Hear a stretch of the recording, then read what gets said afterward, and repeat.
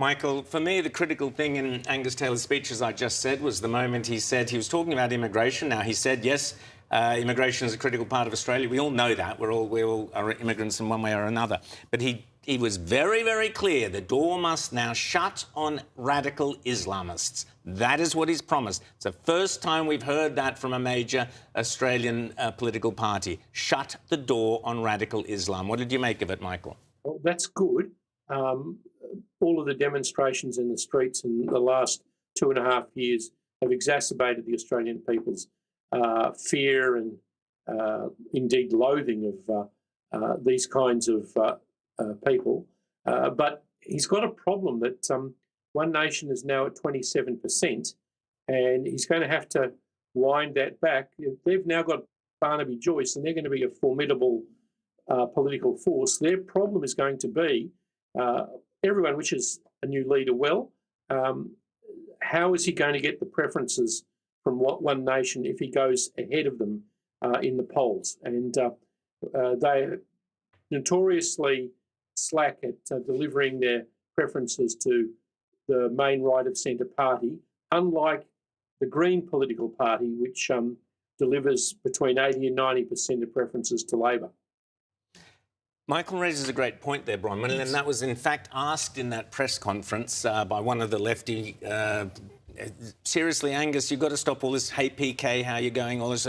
The left-wing media are your enemy, Liberals. Understand that firmly. They are your enemy. They're not your friends. Yeah, I am.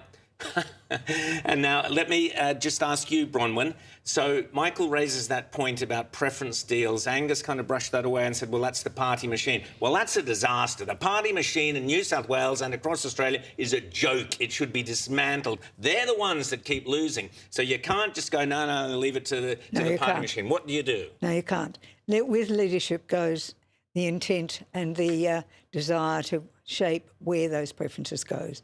The actual negotiation of the deals, when I was party president, I did those negotiations rather well, I thought, at the time.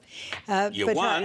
That's a clue. Yes. So if I point out the fact that I've been saying all along that there has to be an accommodation with One Nation, I've used that term, it does come down to how you manage those preferences. Because Pauline Hanson has said, I'm a Conservative, but I'm not going to lie down and become part of somebody else's organisation, which means you have to do preference deals. And that means you have to have people handing out how to votes, and the how to votes have to have which way those preferences will go. When you saw that news poll go, where do preferences flow, there was this huge 21% that said, we just follow the ticket. So that's how important having branch structure and people on the ground is. And the major parties know it. And I think One Nation is now coming to terms with the fact it knows it. And if it controls the Senate, it's in a powerful position if they've already done deals on preferences.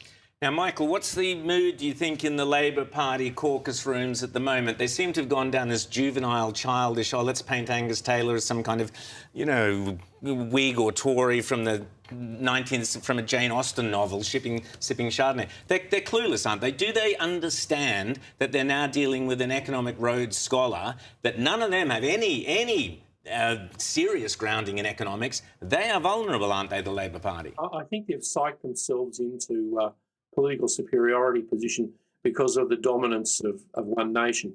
And Angus Taylor's first hurdle is going to be what happens in Farrer now that Susan Ley has announced her resignation from Parliament.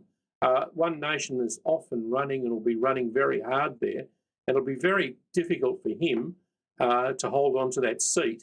If One Nation were to go over the top of him, it would be a very bad move for his leadership. I think the Labor Party, the 93 majority, I've never seen a caucus like it.